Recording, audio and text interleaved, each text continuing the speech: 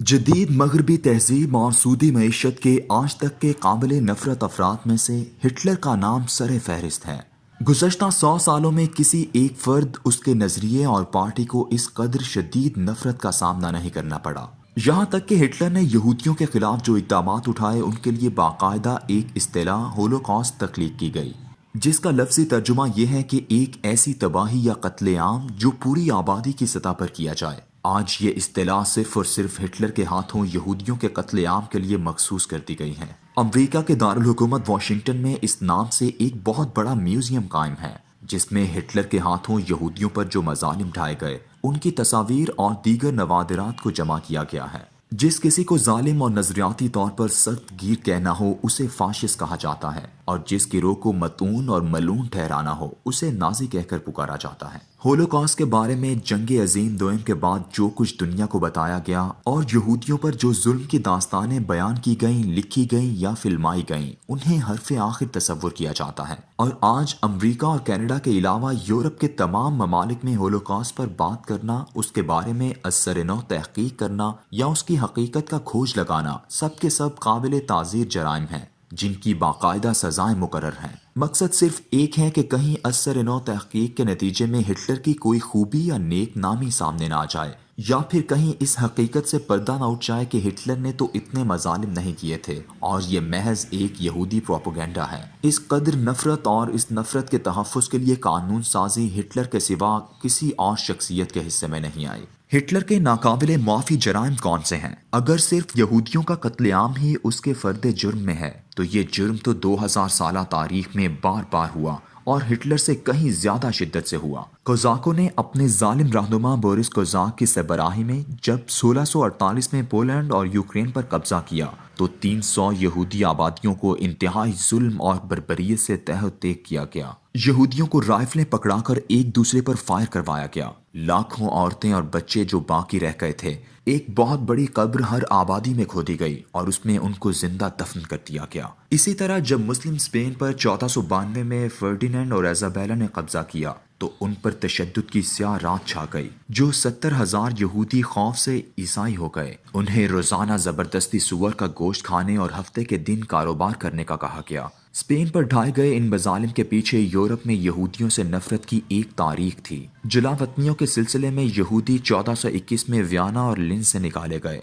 1424 में कोलोन से, 1439 में ऑक्सबर्ग से, 1442 में बावेरिया से और 1454 में मोराविया से उन्हें जलावतन कर दिया गया। इसी तरह 1485 में पेराग्वाया, 1486 में वेसिनेजा, 1488 में पार्मा, 1489 में मिलान और लोका और 1494 में टेस्नकी जैसे बड़े शहरों से उन्हें जिल्लत और रुसवाई के साथ दरबदर कर दिया गया। इन तमाम इलाकों के हुक्मरानों, जालिमों और यहूदियों का बदतरीन और इंसानियत सोज कत्लेआम करने वालों को कभी इस कदर काबिल नफरत भी नहीं समझा गया कि उनके नाम ही तारीख में नफरत के तौर पर महफूज कर लिए जाते।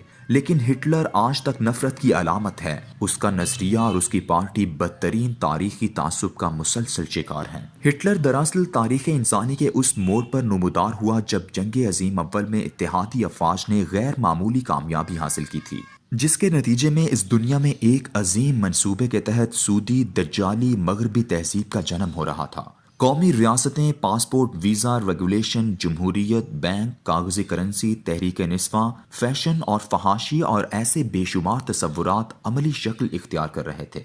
ये तमाम तसव्वुरात सिर्फ 15 साल के अरसे में यूरोप और अमरीका में अपनी अमली तस्वीर मुआशरे में नाफिज कर चुके थे।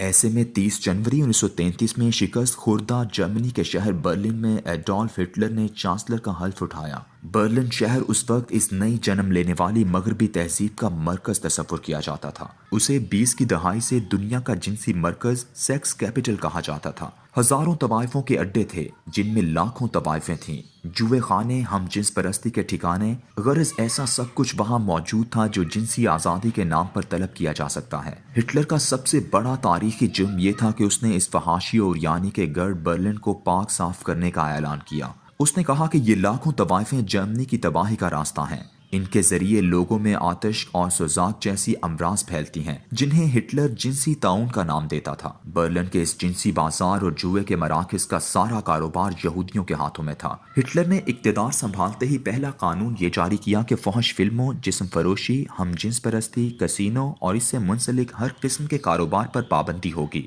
اس کے نازی سپاہیوں نے ان کی آن میں برلن شہر کو اس گندگی اور غلاظت سے پاک کر دیا۔ ہٹلر کا دوسرا جرم زیادہ ناقابل معافی تھا۔ اس نے جب اقتدار سنبھالا تو دنیا کساد بازاری کے عالمی بحران سے گزر رہی تھی۔ تمام معیشتیں ڈوب چکی تھیں۔ حالت یہ تھی کہ آدمی گھر سے ڈبل روٹی لینے نکلتا تو دکان تک پہنچتے پہنچتے اس کی قیمت اتنی بڑھ چکی ہوتی کہ اسے مزید پیسے لینے کے لیے گھر جانا پڑتا۔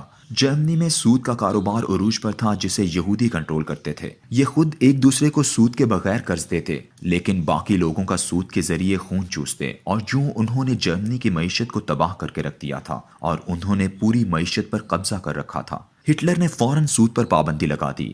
دنیا اس وقت معاشی تباہی اور بربادی کا منظر پیش کر رہی تھی، مگر سود پر پابندی نے جرمن معیشت کو اس قدر مضبوط کیا کہ صرف 6 سال بعد جرمنی کی معیشت دنیا کی سب سے کامیاب اور مضبوط معیشت بن چکی تھی۔ اسے دنیا آج بھی معاشی معجزے کے طور پر جانتی ہے۔ یوں ہٹلر اس نتیجے پر پہنچا کہ یہودیوں نے جرمن قوم کی اخلاقیات اور معیشت دونوں کو منصوبہ بندی سے تباہ کیا ہے۔ سود کے بغیر جب جرمنی معیشت دنیا کے سامنے ایک مثال بن کر ابھری تو اسے روکنے کے لیے صرف 6 سال بعد 1939 میں دوسری جنگ عظیم جرمنی پر مسلط کر دی گئی، جس کی کوکھ سے 7 کروڑ لاشوں کے ڈھیر پر ورلڈ بینک، IMF کی سودی معیشت اور فحاشی اور یعنی اور جنسی بازار کی عمارت دوبارہ تعمیر کی گئی۔